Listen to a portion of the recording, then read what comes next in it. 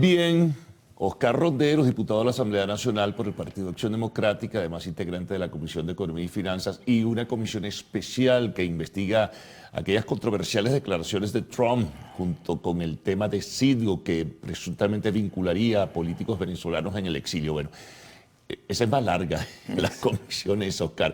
Pero a mí me gustaría comenzar con lo más reciente, porque esta semana, ¿verdad? Hoy es martes. Entonces debería estar cercana u hoy mismo la fecha para presentar lo que es la propuesta legislativa discutida con diversos factores de la vida nacional a un Consejo Nacional Electoral que determinará fechas, ¿no? Una fecha ya concluyente y definitiva de cuándo serán las elecciones presidenciales. Tú que has estado cercano a todo ello, ¿qué nos puedes decir y cómo podemos orientar a nuestros televidentes sobre esto? Bueno, bienvenido, por supuesto. Gracias, buenos días, Carlos. Siempre un placer conversar contigo y un saludo para toda la audiencia. Primero, la Asamblea Nacional, en su rol del foro político indispensable para hacer la política en Venezuela, ha abierto un proceso de consultas a través de la Comisión de Diálogo y Reconciliación Nacional, convocando a todos los sectores del país. Se convocaron los sectores académicos, se convocaron los sectores religiosos, se convocó el sector político, un poco el plan de escuchar cuáles serían las propuestas de cronograma y de fecha tentativa de elecciones, ¿no?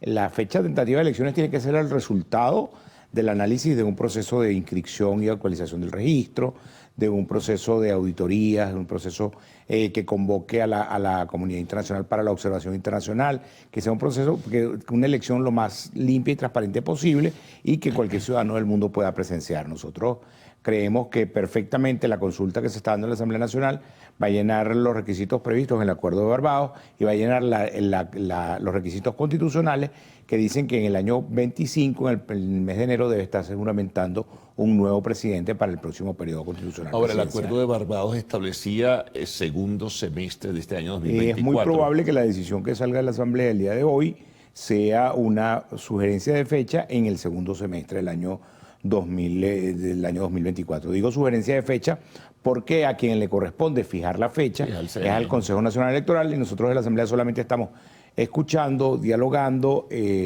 y haciendo la consulta para llevarle esa consulta al Consejo Nacional Electoral, que será en definitiva quien tome la decisión de la fecha. Oscar, el otro sector de la oposición, el que se agrupa alrededor de la plataforma unitaria, no participó en esas conversaciones. ¿Qué significa? A pesar de que fue convocado, no participó.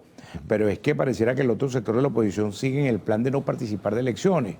Escogen la única candidata que no puede ser candidata. Es decir, ni siquiera le dieron la tarea al gobierno de inhabilitarla, sino que ya la presentaron inhabilitada. En consecuencia, le facilitan las cosas al gobierno y luego ahora cuando no acuden a la convocatoria de la Comisión de Diálogo de la Asamblea Nacional para la consulta, la fecha se va a fijar con o sin ellos y la elección se va a hacer con o sin ellos. El mejor favor que ellos le pueden hacer al gobierno es no participar, pues dejaría a un buen sector de la oposición desmovilizado para que el gobierno, con los pocos votos que tiene, vuelva a obtener un resultado favorable como ocurrió en el año 2018. Ahora, ellos le hacen realidad los sueños al gobierno. Ahora, ¿qué pueden hacer ellos? Es una carrera de corto plazo, ¿verdad? Es una carrera contrarreloj. Tendrían ellos que escoger una alternativa o propuesta para que pueda, aun cuando no gusta el término a algunos de ellos, pero es una realidad objetiva y tangible, sustituir la candidatura que está inhabilitada por el Tribunal Supremo de Justicia. Hay una realidad. Tú dices que tienes un gobierno de facto, que tienes un gobierno de fuerza, y luego dice entonces que estás peleando contra esa inhabilitación.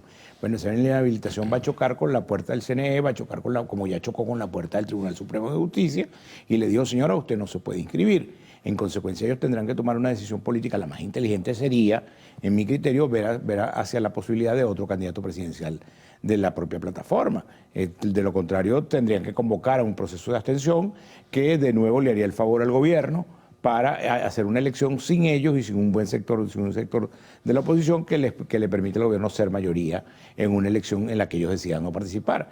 Entonces, pareciera que el tiempo se agota. A eso se le va a poner un término para la inscripción de las candidaturas y el día que termine el proceso de inscripción de candidaturas y la señora no se haya podido inscribir y ellos no hayan inscrito un sustituto, simple y sencillamente se quedarán sin candidato. A menos que inscriban varios candidatos al mismo tiempo y luego se pongan de acuerdo para escoger a uno de ellos que inscriban. Bueno, pero es que tú no puedes seguir posponiendo la realidad, Carlos. Aquí va a haber una elección en el año 2024, en el segundo semestre del año 2024, para cumplir con lo que previsto en el Acuerdo de Barbados, que se va a hacer con o sin la señora. En consecuencia, aquí habrá elección y ellos decidirán si van o no van. Si ellos quieren seguir alargando su agonía, pues bueno, lo que les queda es inscribir 10 candidatos para luego intentar ponerse de acuerdo. Pero lo natural, lo serio, lo sensato sería decir, la señora no puede, este es nuestro candidato sustituto y con ese candidato sustituto vamos. Y vamos a convocar al resto de la oposición a ver si es posible que nos acompañe. O sea, lo natural sería que ese proceso de consulta que estamos haciendo frente al gobierno lo hiciéramos entre la propia oposición y la estarían haciendo ellos para sustituir a la señora y decir, bueno, ¿qué candidato de consenso les serviría para que todos podamos coincidir? Pero eso no es lo que está ocurriendo. Ahora fíjate, hay una fecha y eso es un ingrediente importante, como es el 18 de abril, que es la fecha donde vence este periodo de elasticidad y de flexibilidad con las sanciones. ¿Qué pasa y cómo va a incidir o impactar esto en el desarrollo de la campaña electoral, Oscar? Si se reimponen las sanciones, ya sea global, como era antes, desde el principio, o parcial. Yo creo que en el gobierno de los Estados Unidos, con la llegada del presidente Biden, cambió la política para Venezuela.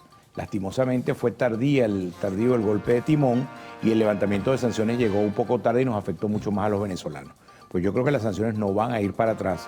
Las sanciones implican, la reimposición de sanciones de los Estados Unidos para Venezuela implicarían la imposibilidad del acceso al petróleo venezolano, que les ayuda a ellos a bajar el precio y a tener un proveedor eficiente de petróleo, y segundo, les inhibiría el poder continuar las políticas migratorias que están llevando a cabo con el gobierno del presidente Maduro, que les permiten traer vuelos de deportación, establecer una política migratoria coordinada entre ambos estados.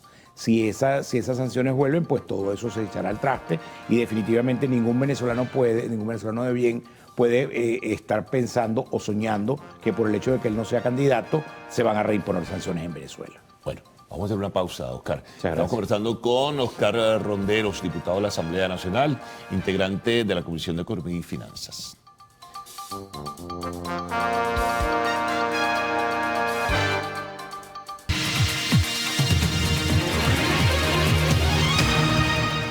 Bien, seguimos conversando con Oscar Ronderos, diputado de la Asamblea Nacional.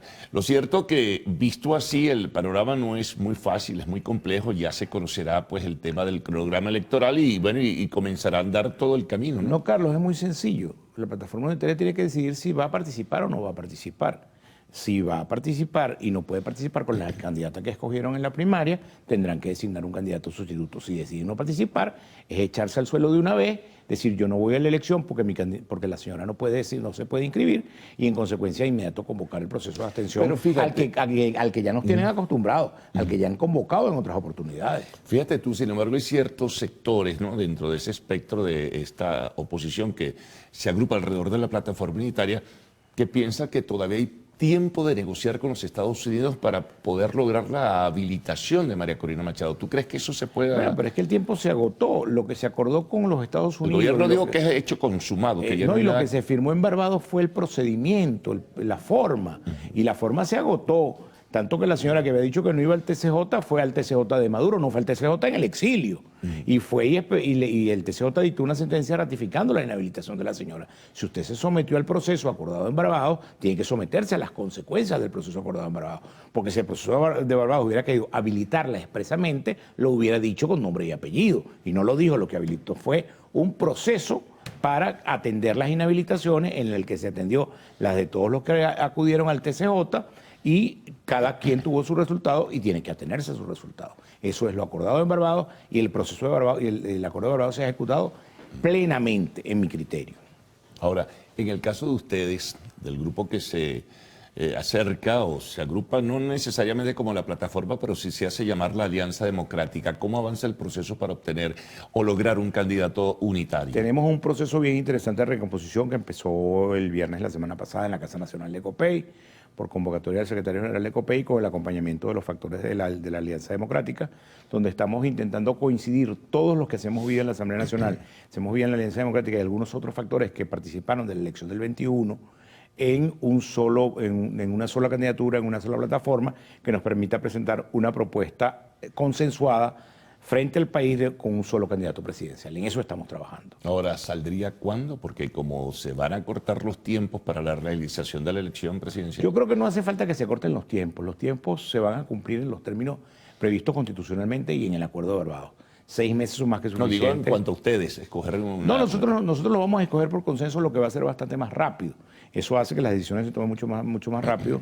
Vamos a tener a la mano las encuestas, vamos a tener a la mano el peso de los partidos políticos en la correlación de fuerzas, etcétera, y creo que vamos a poder arribar lo más pronto posible a una decisión de una sola candidatura presidencial. Casi con seguridad la alianza va a tener un solo candidato presidencial que nos agrupe a todos. Ese es nuestro deseo. ¿Cómo está allí en ese contexto el candidato de Acción Democrática? Pero Luis Eduardo Martínez tiene una prioridad importante en ese grupo, pues proviene del partido más grande de la Alianza Democrática, el partido mejor votado en el año 20 y en el año 21, en las dos últimas elecciones hemos participado, y además un partido que tiene una estructura regada en todo el país. A cualquier pueblo de este país donde tú vas te consigues una jefatura civil, una Plaza Bolívar y una Casa de Acción Democrática. Y este país está sembrado de sentimiento adeco, de un sentimiento adeco que gobernó bien para Venezuela, un sentimiento adeco que trajo a Venezuela al siglo XX, que hizo toda la estructura de servicios públicos, de agua, de luz, de gas, de electricidad, etcétera. Toda esa red de servicios públicos que está construida en Venezuela la construyó Acción Democrática y esa es nuestra oferta, volver a hacer el buen gobierno que fuimos. Nosotros hacemos honor al que con los adecos se vive mejor. Bueno, aprovecho la ocasión para preguntarte algo que mencionaba al principio. Formas parte de una comisión que investiga aquellas famosas declaraciones de Trump y además el caso Citgo, donde se abre la presunción de que hay líderes políticos en el exilio que han tenido que ver en todo este caso que apunta a que pudiera la nación perder ese importante activo en el exterior. Bueno, estamos en presencia del aprovechamiento de unos venezolanos que no merecen serlo, de los bienes de la República en el exterior como consecuencia del interinato y como consecuencia del gobierno paralelo y del reconocimiento de los Estados Unidos. A través de ello se han apropiado de Citgo. Hay actores como José Ignacio Hernández que son a la vez abogados de la República nombrados por el interinato y abogados de Cristalex, que es la contraparte de la República en el mismo juicio.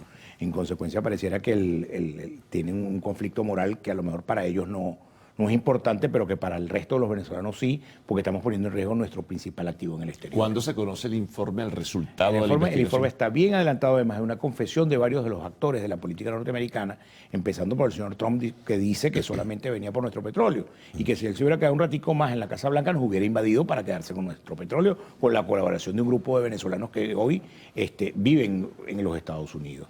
En consecuencia, el informe está bien adelantado, está bastante bien elaborado en el detalle. Hay confesiones del señor Bolton, hay confesiones de otros funcionarios, dichas por escrito en libros que están a la venta al público. En consecuencia, ahí queda perfectamente la traza del iter criminis que ha ocurrido con el caso Citgo. ¿Cuál es la sanción o penalización que pueda surgir? ¿Qué iniciativa a partir del informe y las conclusiones se puede tomar? En Venezuela hay una ley de extinción de dominio que cualquier bien de esos venezolanos que se ha aprovechado y se ha robado los bienes de los venezolanos en el exterior, lo puede alcanzar. Cualquier bien que tengan en el territorio venezolano, esa ley de extinción de dominio se puede aplicar la ley contra corrupción. Tenemos las herramientas completas para poder ir hasta el final con esa investigación. Aspiramos que haya la voluntad política en el gobierno, que a veces amenaza, amaga y luego se sienta con los tipos otra vez. Finalizamos. Los presuntos responsables, en su mayoría, o casi todos que están en el exterior. Casi todos están en el exterior, sí. Bueno, ya veremos. Estaremos pendientes. Por lo pronto estamos en el universo político electoral venezolano. Oscar, muchas gracias por haber estado con nosotros. Nos vamos a la pausa, al retorno a Arte y Espectáculos en lo Actual.